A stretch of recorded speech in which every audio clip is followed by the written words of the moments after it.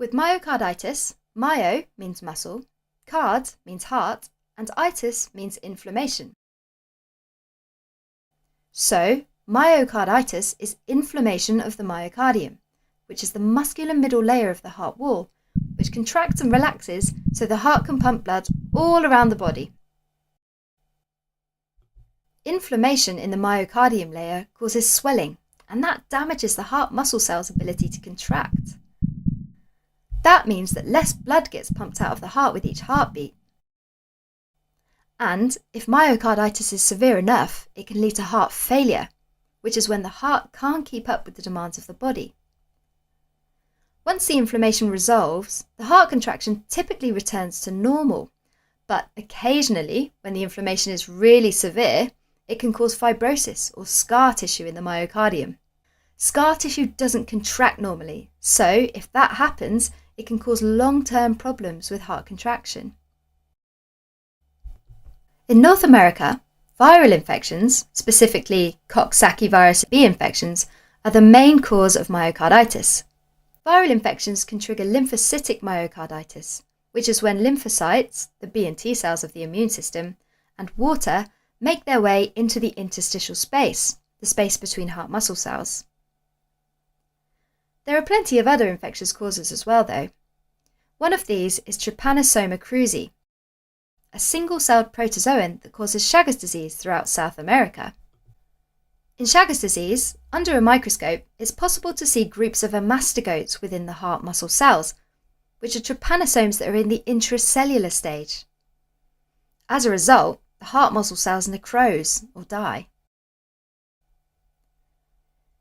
There's also Trichinella, a roundworm that moves from the intestines into various parts of the body, causing a variety of problems, including myocarditis. Myocarditis can also be seen in Lyme disease, which is caused by the bacteria Borrelia burgdorferi, which is spread by deer ticks.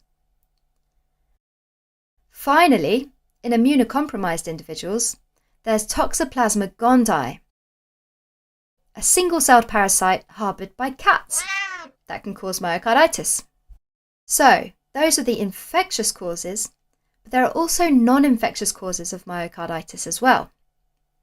These include systemic lupus erythematosus, also known as lupus, and polymyositis, which is a generalised inflammation of the muscles, where the immune system starts to attack the myocardial layer of the heart. There's also drug-associated myocarditis, which means there's an adverse drug reaction that inflames the heart. Drug reactions cause a hypersensitivity myocarditis, which is when eosinophils get into the blood vessels in the myocardium. Finally, there's giant cell myocarditis, which causes inflammation in the heart from an unknown cause. The key finding here is that macrophages, the immune cells that engulf foreign substances, start to fuse together to form a single giant cell, hence the name. Individuals with myocarditis can have a chest pain that is sometimes positional, meaning that it can get better or worse depending on the body's position. It can also cause arrhythmias or irregular heartbeats because the inflammation affects the pacemaker cells travelling through the myocardium. There can also be more general symptoms like fatigue, fever, and shortness of breath. In severe cases, when myocarditis starts to develop into heart failure, there can be additional symptoms like fluid retention in the feet and ankles. Individuals with myocarditis suffer heart muscle damage, which causes troponin and creatine kinase levels to rise on blood tests. An electrocardiogram can show sinus tachycardia, a fast heart rate, as well as T-wave inversions and saddle-shaped ST segment elevations, because it looks a bit like a horse saddle.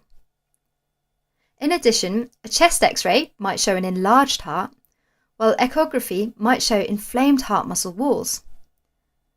Ultimately, the diagnosis is based on a biopsy of the cardiac muscle, but doing that procedure comes with some risk, so it's not always done. The treatment of myocarditis depends on the underlying cause.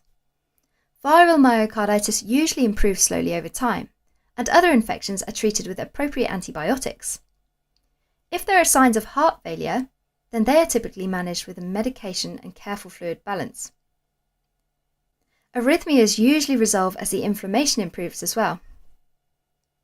Finally, in severe cases, like some cases of Chagas myocarditis and giant cell myocarditis, a heart transplant may be needed if other treatments don't work. Alright, as a quick recap, in North America, myocarditis is most often caused by viruses like Coxsackie. But in South America, a common cause is Chagas disease. Symptoms include positional chest pain and arrhythmias, and classic ECG findings include sinus tachycardia with saddle-shaped ST segment elevations and T-wave inversions.